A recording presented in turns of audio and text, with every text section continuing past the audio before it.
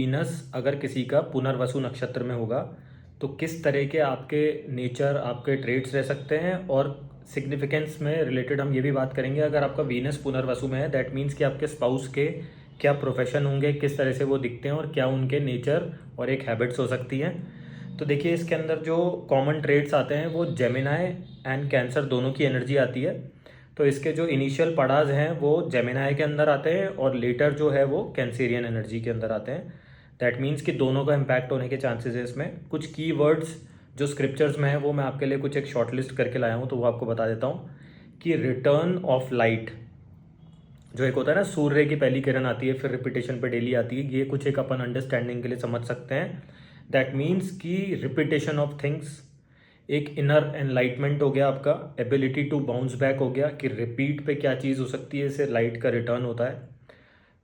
It is also called star of renewal, Jupiter की energy होती है ज्ञान से, दिमाग से, तो वो भी कुछ एसोसिएशन है इसके साथ में।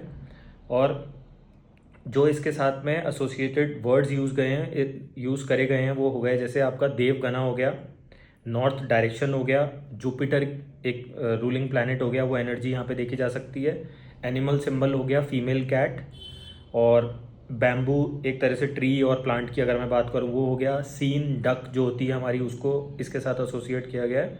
और अपा वाटर की जो एनर्जी होती है उसको, और ब्रह्मा के साथ में एसोसिएट किया गया है। तो ये कुछ एक कीवर्ड्स मैं आपके लिए शॉर्टलिस्ट करके लाया हूँ, तो वो हम देख सकते हैं।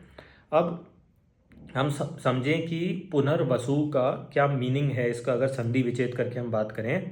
क्या होता है कि ये सब स्पेसिफिकेशन और सिग्निफिकेशन बताने का आपको ये तरीका है कि किस तरह से हम इसको अपने प्रिडिक्टिव एनालिसिस में काम में लेते हैं। क्योंकि कीवर्ड से क्या होता है कि हमारे को पूरी पूरी जो भी इनकी स्टोरी लाइन है, कहानियाँ जो बताई गई हैं, वो रिमाइंड नहीं हो पा रही प्रिडिक्शन के टाइम पे, तो एटलीस्ट यू रिमेंबर कि कौन सा प्लैनेट इसका एसोसिएशन में आ रहा है, कौन कौन सी एनर्जी के अंदर ये फॉल कर रहे हैं। अकॉर्डिंगली हम लोग अपने स्पेसिफिकेशन और उसके सिग्निफिकेंस को यूज़ करके प्रिडिक्शन बना सकते हैं। और अगर मेलेफिक आ रहा है तो चीज़ें डिफरेंट हो सकती हैं, या रेट्रोग्रेड आपका प्लैनेट आ रहा है तो उसकी एनर्जी को मतलब एक अलग तरह से वो इस्तेमाल कर रहा है, ऐसा हो सकता है, जो भी नेटिव है।